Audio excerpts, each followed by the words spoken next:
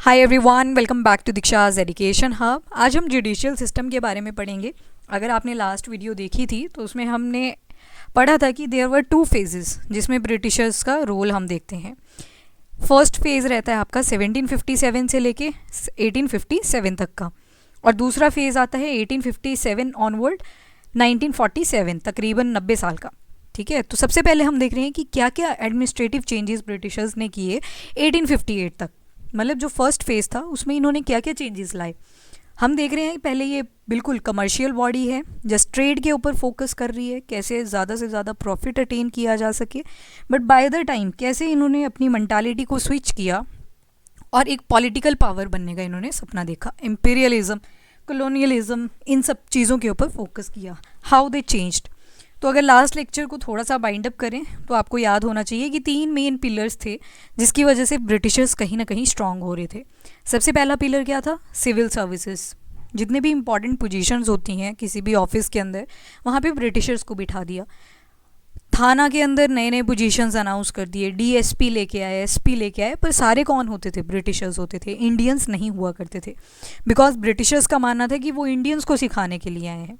तो जो civil servants आपको मिलेंगे वो सारे कैसे थे? वो ब्रिटिशर्स हुआ करते थे। दूसरा जो पिलर था वो था आर्मी का। तो जब भी ब्रिटिशर्स को अटैक करना होता था किसी भी प्रोविंशियल लेवल के ऊपर, तो दे यूज टू अटैक, क्योंकि उनको आर्मी का एक बैकअप मिल जाता था। जो आर्मी थी उनकी वजह से ब्रिटिशर्स अपने आप को स्ट्रांग मानते थे। आर्मी के अंदर हम नोटिस करते हैं ना सिर्फ ब्रिटिशर्स हुआ करते थे, बट बाद में सैलरी के लिए लोकल जो लोग थे वो भी इन्वॉल्व हो जाते हैं ब्रिटिशर्स के साथ। अगर आपने 1857 के बेस्ड मूवीज़ देखी हो या भारत एक खोज की सीरीज़ आती है तो आपने देखा होगा उसमें कि जो आर्मी थी, लोकल आर्मी थी, उन्होंने ब्रिटिशर्स के कपड़े पहने हुआ करते थे। और ये डिसाइड किया गया कि आर्मी में लोकल्स को हम ले तो लेंगे पर कोई भी कभी कमांडर नहीं बनेगा। मतलब जो बढ़िया सी पोजीशन होगी वो कभी भी नहीं दी जाएगी उनको। एंड जो तीसरा पिलर था वो था पुलिस। पुलिस का मेन काम क्या क्या था? एक तो लॉ एंड ऑर्डर को मेंटेन करना, ठीक है, डकैती हो रही है, थेफ्ट हो रहा है तो उन चीज़ों को कंट्रोल करना। और तीसरा काम था कि कोई भी इंडियन अगर ब्रिटिशर्स के अगेंस्ट रिवोल्ट क्रिएट करने की ट्राई करता है तो पुलिस ऑफिसर्स उसको बिठा देंगे। पुलिस में अगेन जो मेन मेन पोजीशंस थी, डीएसपी, एसपी, ये सारी तो ब्रिटिशर्स की थी, पर छोटी मोटी पोजीशंस के ऊपर इंडियंस को भी रखा गया था। बस कमांड नहीं अलाउ करी गई थी इंडियंस को। उसी तरह से इन्होंने जुडिशियल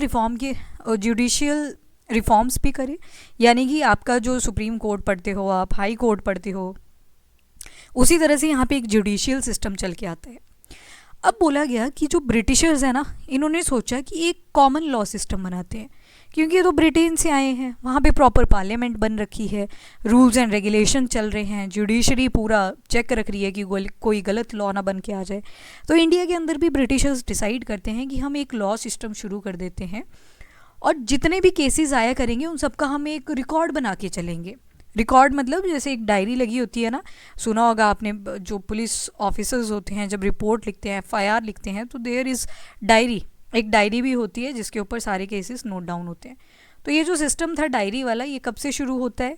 तो बिफोर 1858 शुरू हो जाती हैं ये चीज़ें। 1726 में क्या होता है कि जो मद्रास, बॉम्बे एंड कैलकाटा वाला एरिया था वहाँ पे मेयर्स कोर्ट बना दिए गए। इसको यूँ याद रखो, अब तो मेयर का जो रोल होता है वो आप यूटीज़ के अंदर देखते हो, यूनियन टेरिटरीज़ के अंदर देखोगे। जब हम पॉलिटी पढ़ेंगे तब इसके बारे में बात करेंगे। और यहाँ पे अभी छोटे छोटे कोर्ट्स बनाए गए। कोई ऐसा सुप्रीम कोर्ट नहीं मिलेगा आपको, हाई कोर्ट नहीं मिलेगा, क्योंकि अभी कौन सा ईयर चला है? 1726। 1773 में याद करो रेगुलेटिंग एक्ट ऑफ 1773 आता है, और 1774 के अंदर बंगाल में कैलकाटा वाले एरिया में जो है फर्स्ट सुप्रीम कोर्ट एस्टेब्लिश कर दिया जाता है। पर अभी 1726 की अगर स्टोरी देखोगे तो यहाँ पे छोटे छोटे कोर्ट हैं, मेयर्स कोर्ट जिनको बोलते हैं। एक बॉम्बे में मिलेगा, एक बंगाल में मिलेगा एंड एक मद्रास में मिलेगा। 1726 ईयर को अगर आप नोटिस करो तो अभी जो बंगाल है, बॉम्बे है, मद्रास है, इन तीनों की पोजीशन बराबर मिल रही है आपको। देयर इज़ नो पार्शियलिटी कि बंगाल में ज़्यादा पावर्स होंगी, मद्रास में ज़्यादा होंगी या बॉम्बे, सब में इक्वल हैं, क्योंकि सबके पास मेयर कोर्ट बना हुआ है जहाँ पे छोटी मोटी जो भी प्रॉब्लम्स आ रही हैं लोगों को, कोई भी प्रॉब्लम है उसके ऊपर चेक रखा जा रहा है और पूरा रिकॉर्ड बनाया जा रहा है। तभी तो मॉडर्न हिस्ट्री के हमें इतनी ज़्यादा नॉलेज है। क्यों? क्योंकि वहाँ पे प्रॉपर रिकॉर्ड्स हुआ करते थे जहाँ से हम देखा करते थे कि इन्होंने क्या क्या चेंजेस करे ब्रिटिशर्स ने इंडिया में आके।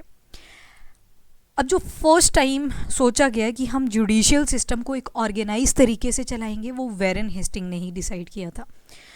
तो अगर लास्ट लेक्चर आपको याद हो तो दो नाम आपने बहुत सुने, एक तो वैरन हेस्टिंग, दूसरे थे कॉर्नवेलिस। इनका काफ़ी इंपॉर्टेंट रोल रहता है। अभी विलियम बेंटिक भी आने वाले हैं थोड़ी देर में, उनका भी काफ़ी इंपॉर्टेंट रोल मिलेगा। पर दो लोग जिनका सबसे ज़्यादा रोल था इन ब्रिटिश एडमिनिस्ट्रेशन, वो थे वैरन हेस्टिंग और कॉर्नवेलिस। और ये जो जुडिशियल सिस्टम को एक ऑर्गेनाइज तरीके से इसकी एडमिनिस्ट्रेशन चलाने का जो स्टेप लिया था, वो किसने लिया था? Warren Hasting. इन्होंने क्या किया, डिस्ट्रिक्ट को एक यूनिट बना दिया कि वहाँ पे एक एक कोर्ट होगा जहाँ पे डिफरेंट टाइप ऑफ केसेस देखे जाएंगे। केसेस आज भी दो ही पढ़ते हो आप, सिविल और दूसरे क्रिमिनल कोर्ट्स। सिविल कोर्ट जो हुआ करते थे, यहाँ पे कोई अगर लैंड रिलेटेड डिस्प्यूट हो रहा है किसी का, वो केस देख लिया जाएगा। कोई लड़ाई हो रही है आसपास में, वो देख ली जाएगी, तो वो सिविल केस में आ जाते थे। क्रिमिनल कोर्ट में इसमें हीनियस क्राइम भी आ जाते थे, जैसे किसी का मर्डर हो जाता है, रेप हो रहा है, कोई बड़ी डकैती पड़ी, ठीक है, जिसमें ज्वेलरी, पैसा काफ़ी अमाउंट में चला जाता है, तो क्रिमिनल कोर्ट्स में वो सारे केसेस देखे जाते थे। 1793 का ईयर आता है जब कॉर्नवेलिस कोड चलाया गया था, बिकॉज कॉर्नवेलिस ने यहाँ पे नए नए रूल्स एंड रेगुलेशन स्टार्ट करे, जिसके तहत सिविल, क्रिमिनल और कमर्शियल केसेस सेपरेट कर दिए गए। सिविल में अभी भी वही है कि किसी का अगर कोई लैंड डिस्प्यूट चल रहा है, लड़ाई वगैरह हो रही है लोगों के साथ, सिविलियन बोलते हैं ना लोगों को, सिविलियन, तो उससे याद रख लेना। दूसरे आगे क्रिमिनल, जैसे कि मर्डर मैंने आपको बताया, कोई बहुत हाई लेवल की डकैती पड़ी, चोरी हुई, ठीक है, तो सारे क्रिमिनल केसेस में आगे। एंड कमर्शियल केसेस में ये बिजनेस रिलेटेड केसेस हुआ करते थे, कोई ट्रेड कर रहा है, उसमें कोई इशू आ रहा है, तो वो सारे केसेस कहाँ पे सबमिट होंगे? कमर्शियल केसेस में। तो वो जो कॉर्नवेलिस कोड कल आपने पढ़ा था, कल हमने सिर्फ हेडिंग देखी थी क्योंकि ये 1793 के अंदर आता है। तो अब यहाँ पे आपने डिटेल भी देख ली कि एक तो सिविल केसेस, दूसरे criminal cases, and third one is commercial cases.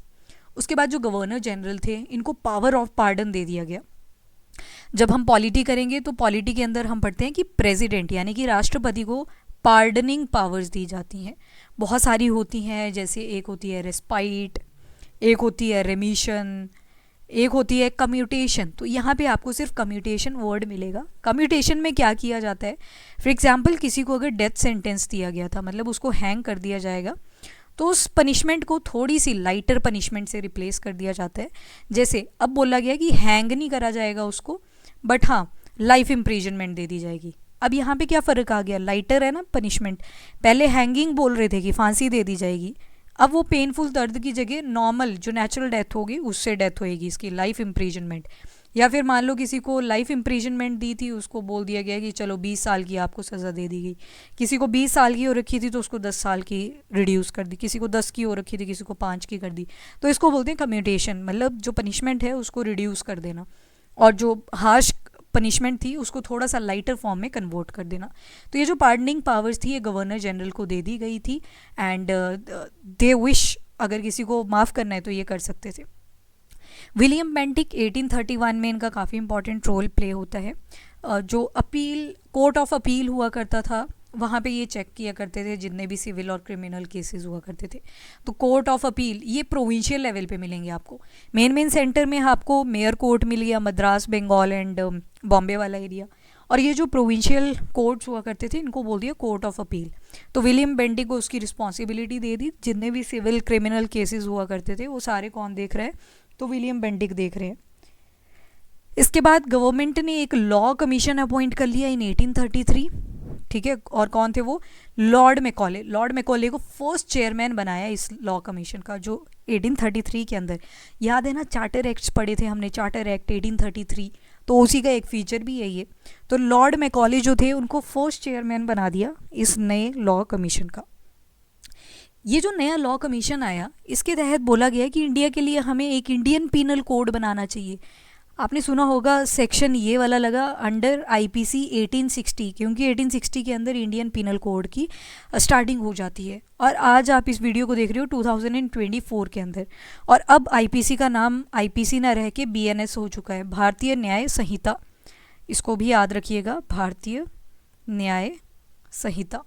तो अब ये नाम चेंज हो चुका है, 2023 में ये नेम चेंज हो चुका था, बट इम्प्लीमेंटेशन जो है वो 2024 में हुई है। तो अब आईपीसी ना रह के ये बीएनएस बन चुका है। उसी तरह से सीआरपीसी, आईईसी, इनके भी नाम चेंज कर दिए गए हैं, क्योंकि प्राइम मिनिस्टर ने पंच प्रण लिए थे और उस पंच प्रण में एक प्रण था, मतलब प्रण मतलब प्लेज, पंच मतलब 5। तो एक प्रण लिया था कि कोई भी कॉलोनियल एविडेंस नहीं रखेंगे कि कभी ब्रिटिशर्स ने हमारे ऊपर राज किया था। अब ये जो आईपीसी 1860 थी, इसको 2 हिस्सों में डिवाइड कर दिया गया। अभी मॉडर्न हिस्ट्री में आ जाओ दोबारा से वापस। पहला है सिविल प्रोसीजर कोड, सीपीसी जिसको बोलते हैं, और यहाँ पे अगेन वही लैंड डिस्प्यूट रिलेटेड केसेस जो हो गए, सिविलियन के जो नॉर्मल केसेस होते हैं वो सारे आ जाएंगे।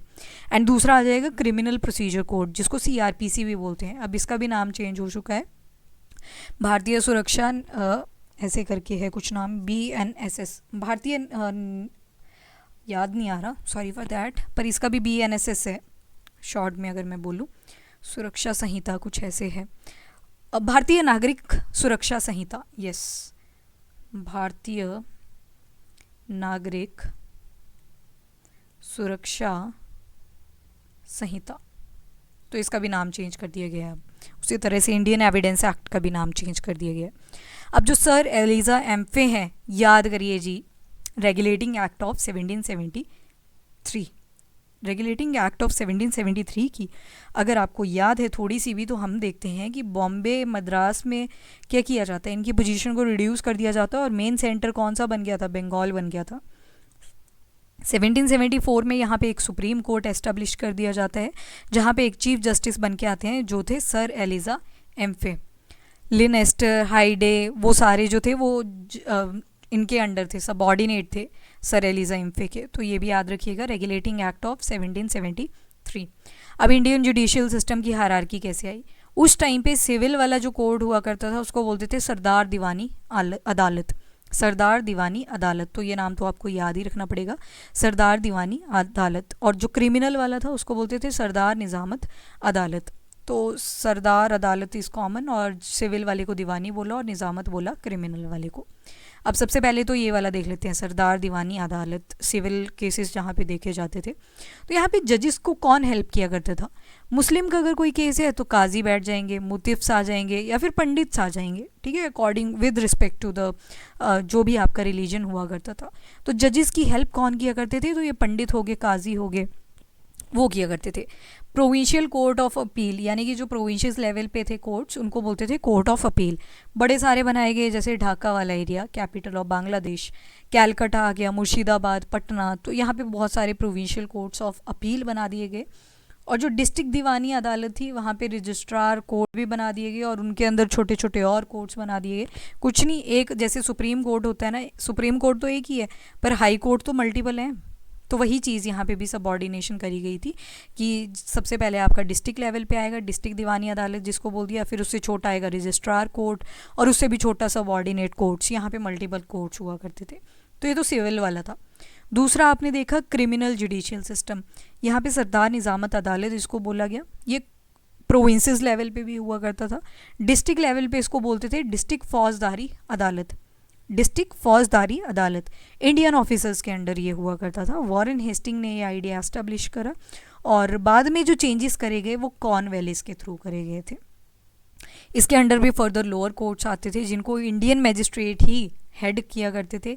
दरोगा या अदालत, ये फर्दर जो आपके लोअर कोर्ट्स थे उनके अंडर भी छोटे छोटे और कोर्ट्स आते थे जिनको बोलते थे दरोगा ए अदालत। ये दरोगा और जो दरोगास हुआ करते थे उनके अंडर होते थे, यानी कि एट तालुका लेवल। याद है ना, तालुका वगैरह पढ़ते थे हम जब ब्लॉक लेवल पे बात करते थे, तो उसको बोल देते थे तालुका लेवल पे।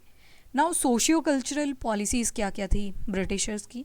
तो अभी तक आपने civil services, army, police, judicial system, ये सारा देख लिया। अब सोशियो कल्चरल पॉलिसीज़ कैसी रही इनकी वो देखते हैं। नाउ ब्रिटिशर्स ने काफ़ी हद तक कमर्शियल इंटरेस्ट को, वो तो चल ही रहा है साइड बाय साइड, एक्सप्लॉइट कर रहे हैं फार्मर्स को, पर पॉलिटिकल पावर भी काफ़ी ज़्यादा अटेन कर ली थी इंडिया के अंदर। इन्होंने एक बहुत तगड़ी पॉलिसी अडॉप्ट करी कि किसी के रिलीजन के साथ हम इंटरफेरेंस नहीं करेंगे। तो दे वर लाइक कि हम इंटरफेयर नहीं करने वाले in the matter of religion. Social में जो भी प्रथाएं सोसाइटी के अंदर जो भी प्रथाएं चल रही थी और जो भी इनके कल्चरल डोमेन्स थे, इन्होंने बोला कि हम इंटरफेयर तो नहीं करेंगे, पर क्या करेंगे साथ में कि वन सेकेंड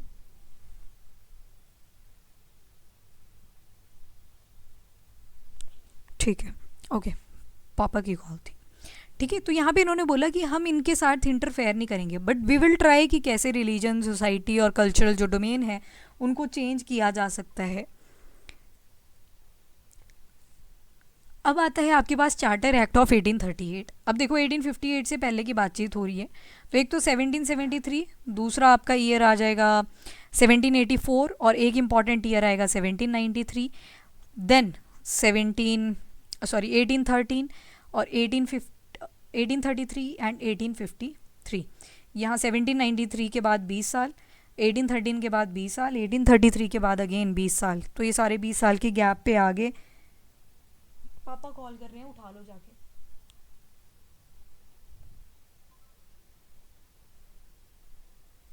ठीक है, तो ये 20-20 साल के टाइम स्पैन पे आपको चीज़ें मिल जाएंगी। अब जो ब्रिटिशर्स हैं उनको लग रहा है कि इंडियन जो है उनको मॉडर्निटी का पता ही नहीं है। ठीक है, they are not civil in nature, तो हमें उनको सिविलियन बनाना है। तो इन्होंने बड़े तरीके से अडॉप्ट करी थी ये चीज़ें कि हमें इंटरफेयर ही नहीं करना उनके रिलीजन में, बट येस उनकी जो साइकोलॉजी है उनको हम चेंज करने की ट्राई करेंगे। नाउ प्रोग्रेसिव मेजर्स क्या क्या लिए ब्रिटिशर्स ने इंडिया के अंदर। सबसे पहले तो विलियम बेंटिक, मैंने बताया था आपको, राम मोहन रॉय के साथ इनकी काफ़ी अच्छी बॉन्डिंग हुआ करती थी।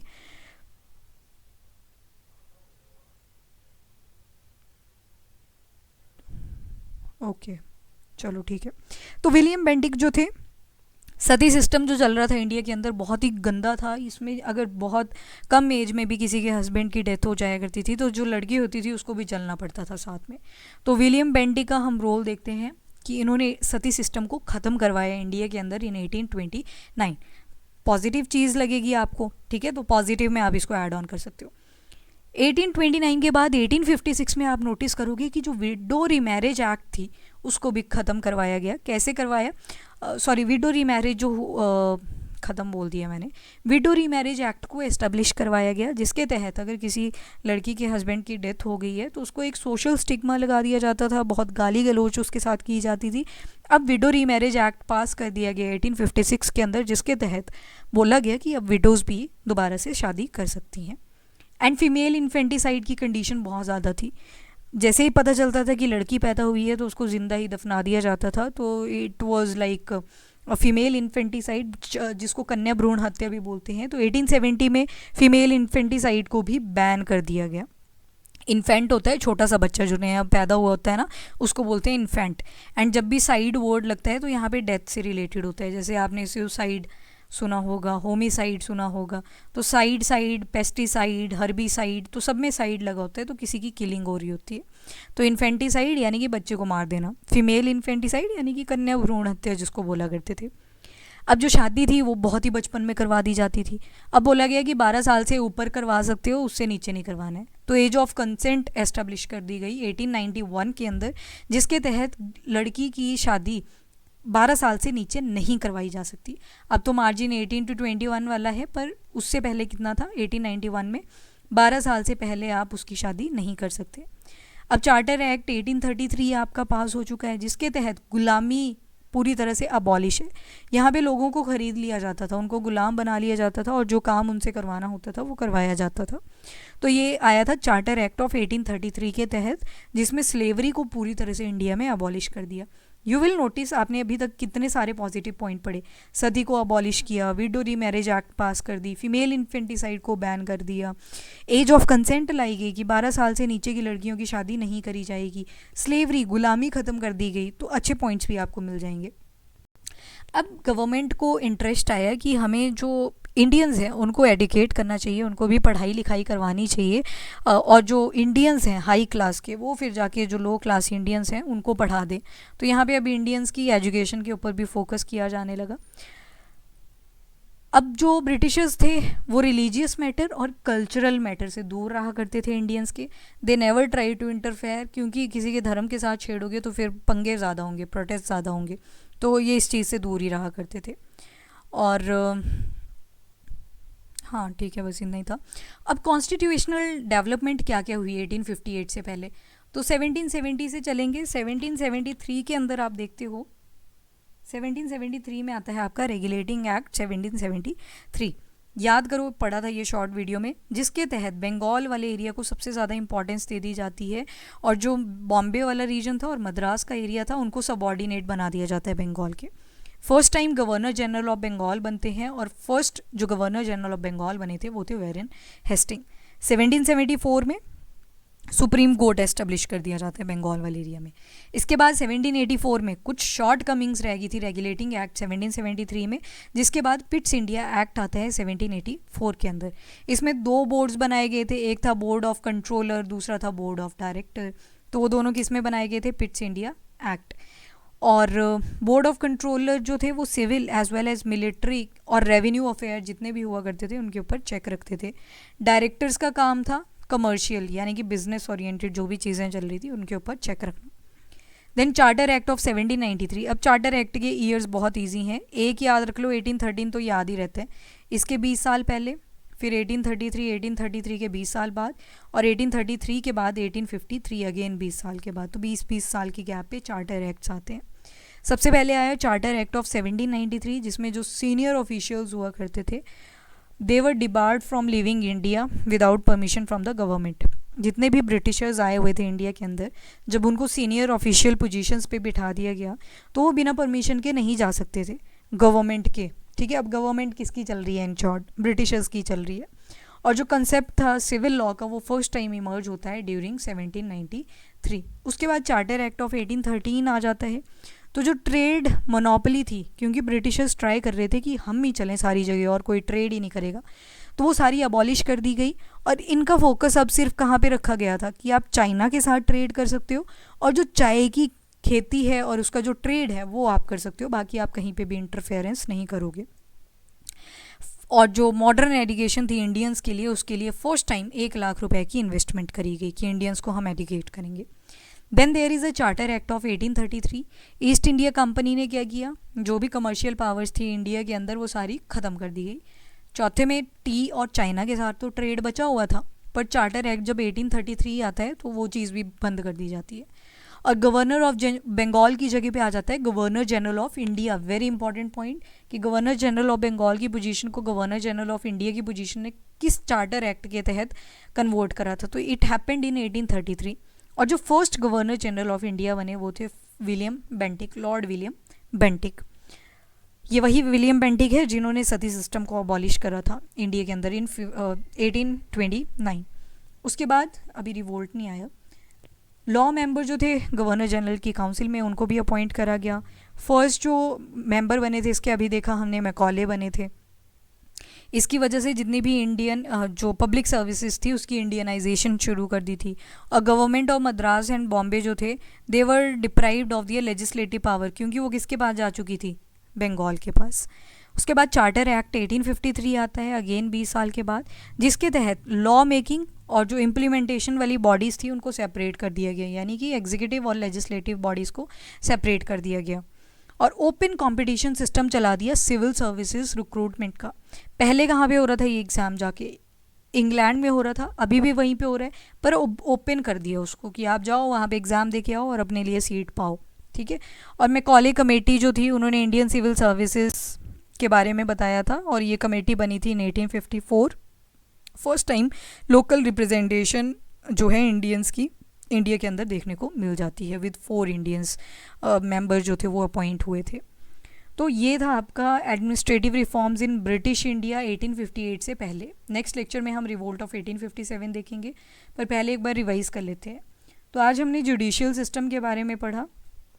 उससे पहले हमने 3 पिलर्स पढ़ लिए थे, जिसमें आपका सिविल सर्विसेज आता था और दूसरा आता था आर्मी एंड तीसरा आता था पुलिस। जुडिशियल सिस्टम में सबसे पहले तो मेयर कोर्ट बनाए गए 3 जगहों पे, मद्रास, बॉम्बे एंड कैलकाटा। जो वेरेन हेस्टिंग थे उन्होंने ही ये आइडिया दिया था कि हमें जुडिशियल एडमिनिस्ट्रेशन को थोड़ा सा ऑर्गेनाइज्ड वे में चलाना चाहिए और डिस्ट्रिक्ट को एक यूनिट बना दिया जुडिशियल एडमिनिस्ट्रेशन की। उसके बाद सिविल एंड क्रिमिनल कोर्ट्स भी एस्टेब्लिश करे गए। 1793 के अंदर कॉर्नवालिस कोड आता है जिसके तहत सिविल और क्रिमिनल कोर्ट तो अभी भी बने हुए हैं, पर कमर्शियल केसेस अलग सी बॉडी में लिए जाते थे। उसके बाद जो गवर्नर जनरल थे उनको पावर ऑफ पार्डन भी अलाउ करी थी, जैसे कि कम्यूटेशन, यानी कि हार्श पनिशमेंट अगर किसी को दी गई है तो उसको माफ़ करके लाइटर पनिशमेंट भी दी जा सकती है। विलियम बेंटिक इन 1831 इन्होंने कोर्ट ऑफ अपील को हैंडल करा, जितने भी सिविल और क्रिमिनल केसेस प्रोविंशियल लेवल पे आया करते थे तो ये वहीं पे टैकल कर लिया करते थे। लॉ कमीशन स्टार्ट हो जाता है 1833 के अंदर, जिसके फर्स्ट चेयरमैन बन के आते हैं lord Macaulay. Indian penal code आ जाता है 1860 में। आज के टाइम पे 2023-24 में अगर आप देखोगे तो उसको भारतीय न्याय संहिता बोला जा रहा है। इसके बाद सर एलिजा एम्फे, जब 1774 में फर्स्ट टाइम कैलकाटा के अंदर सुप्रीम कोर्ट एस्टेब्लिश होता है तो सर एलिजा एम्फे को चीफ जस्टिस बनाया गया था। ठीक है, फर्स्ट चीफ जस्टिस थे ये कैलकाटा के। ये 1773 और 1774 अलग अलग मिलता है आपको 2-3 बुक्स के ऊपर, सो यहाँ पे आप दोनों ईयर्स मेंशन कर सकते हो। तो सिविल एंड क्रिमिनल कोर्ट्स का कॉन्सेप्ट तो आज भी चल रहा है। जितने भी सिविल कोर्ट्स थे, जजेस को वहाँ पे काजी हो गए, पंडित हो गए, मतलब जो रिलीजियस गुरुज हुआ करते थे वो कंट्रोल करते थे। और प्रोविंशियल कोर्ट ऑफ अपील जो थे बहुत सारे बने, जैसे ढाका, कैलकाटा, मुर्शिदाबाद, पटना, इन सारे एरियाज़ में। उसके बाद क्रिमिनल सरदार निज़ामत अदालत जिसको बोलते हैं, तो ये सारे बनते हैं at the district level. Cornwallis ने इसमें रिफॉर्म्स करे थे और वॉरेन हेस्टिंग ने बनाया था। सोशियो कल्चरल पॉलिसी में हमें काफ़ी अच्छी चीज़ें भी मिली। तो रिलीजन में सोशल जो भी प्रथाएं चलती थी उसमें और कल्चरल डोमेन्स में इन्होंने कोई इंटरफेरेंस नहीं करी। सती सिस्टम जो था वो सोसाइटी का ही पार्ट हुआ करता था, पर वो बहुत ही हीनियस क्राइम की तरह देखा गया। उसी की वजह से इनको बारबेरिक बोला जाता था इंडियंस को। बारबेरिक होता है कि बहुत ही पुराना लाइफस्टाइल, प्रिमिटिव लाइफस्टाइल जी रहे हैं, तो वो थोड़ा सा एक धब्बा लगा दिया जाता है इंडियंस के ऊपर बिकॉज ऑफ दीज रीजंस। उसके बाद चार्टर एक्ट्स हमने देखी एंड विडो री मैरिज एक्ट पास कर दी जाती है 1856 के अंदर, जिसके तहत विडोज़, विधवाएं जो होती थी वो दोबारा से शादी कर सकती थी। उसके बाद सती सिस्टम जो था वो एबॉलिश कर दिया गया 1829 के अंदर एंड फीमेल इन्फेंटिसाइड को बैन कर दिया गया 1870 के अंदर। एंड एज ऑफ कंसेंट जो थी 12 साल से पहले लड़की की शादी नहीं करवाई जाएगी। चार्टर एक्ट ऑफ 1833 के तहत गुलामी ख़त्म कर दी गई। इंडियंस को पढ़ाने का जो सिलसिला था वो यहाँ से शुरू हो जाता है। कॉन्स्टिट्यूशनल डेवलपमेंट क्या क्या हो रही है, तो रेगुलेटिंग एक्ट 1773 आता है, उसकी शॉर्टकमिंग्स को पूरा करने के लिए पिट्स इंडिया एक्ट आ जाता है। एंड फाइनली जो नेक्स्ट था वो चार्टर एक्ट 1793 आता है। तो 20-20 साल के गैप पे 4 चार्टर एक्ट आते हैं, इसको याद रख लेना। ठीक है, 1793, देन 1813, 1833। यहाँ से क्वेश्चन बन सकता है जो गवर्नर जनरल ऑफ बंगाल थे उनको गवर्नर जनरल ऑफ इंडिया की पोजीशन ने कब रिप्लेस किया था, तो वो हैपन इन 1833। और फर्स्ट जो गवर्नर जनरल ऑफ इंडिया बने वो थे विलियम बेंटिक। और first governor general of Bengal कौन बने थे, वो थे वॉरेन हेस्टिंग। कौन सी एक्ट के तहत, तो रेगुलेटिंग एक्ट ऑफ 1773। उसके बाद ये वाले फीचर भी इसी के हैं। ये रिवोल्ट ऑफ 1857 यहाँ पे गलत है, इसको स्किप कर देना। तो फर्स्ट चेयरमैन जो बने लॉ कमीशन के वो बने थे Macaulay. And Madras and Bombay जो थे उनकी लेजिस्लेटिव पावर्स ख़त्म कर दी गई थी क्योंकि बंगाल अब इम्पॉर्टेंट प्लेस बन चुका था। चार्टर एक्ट 1853 में हम देखते हैं लेजिस्लेटिव और एग्जीक्यूटिव जो बॉडीज़ हुआ करती थी उनको सेपरेट कर दिया जाता है। और इंडियंस के लिए ओपन कंपटीशन कर दिया जाता है कि आप अपने लिए अगर रिक्रूटमेंट चाहते हो तो you have to just give firstly examination, open competition of civil services, उसके बाद आपको हायर पोजीशंस के ऊपर रख दिया जाएगा। So that's all about today's lecture. Next lecture में हम देखेंगे अबाउट द रिवोल्ट ऑफ 1857 और क्या क्या पॉलिटिकल, इकोनॉमिकल, सोसाइटल कॉजेज़ थे जिसकी वजह से 1857 में इतनी बड़ी क्रांति आ जाती है। सारी स्टोरीज़ पढ़ेंगे, रीजंस पढ़ेंगे, कौन कौन से टाइप्स थे रिवोल्ट के, वो सब देखेंगे, पर देखेंगे नेक्स्ट लेक्चर के अंदर। एक ही लेक्चर लगेगा इसके लिए, ठीक है, 5-7 पेजेस हैं। सो अभी के लिए इतना ही। If you like the video, do like and share as well as subscribe the channel. Thank you everyone, have a nice day, keep studying, keep watching.